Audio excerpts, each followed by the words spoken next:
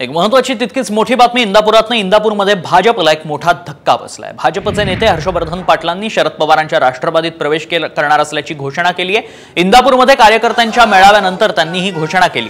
राष्ट्रवादीत प्रवेशाचा निर्णय घेण्यापूर्वी उपमुख्यमंत्री फडणवीसांशी चर्चा केल्याचंही त्यांनी म्हटलंय। इंदापूरची जागा ही विद्यमान सदस्याला जाणार असल्याचं फडणवीसांनी सांगितलं। त्यांनी दिलेला पर्याय पटला नाही, त्यामुळे हा निर्णय घेतल्याचंही पाटलांनी सांगितलंय। तुमच्याही कार्यकर्त्याचा आग्रह असेल तर तुम्ही आमच्या पक्षात यावं अशा प्रकारचा पवार साहेबांनी आग्रह धरला। तर आमच्या सगळ्या कार्यकर्त्याचा आग्रह असा आहे की आपण राष्ट्रवादी काँग्रेस शरदचंद्र पवार पक्ष यामध्ये आपण जावं। मी आणि आमचे सर्व कार्यकर्ते पदाधिकारी आम्ही सर्वजण राष्ट्रवादी काँग्रेस पक्ष शरद पवारांचा जो पक्ष आहे त्या पक्षामध्ये जाण्याचा निर्णय आज आम्ही सर्वजण या ठिकाणी जाहीर करतो।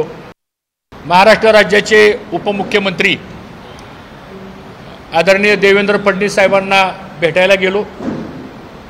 1.5-2 तास त्यांची आणि माझी सविस्तर चर्चा या सगळ्या राजकीय भूमिकेच्या संदर्भामध्ये झाली। ही जागा महायुतीमधल्या जे कोणी विद्यमान सदस्य असतील हे तेच लढवणार आणि दुसरा काही पर्याय आपण तुमच्या बाबतीमध्ये काढू।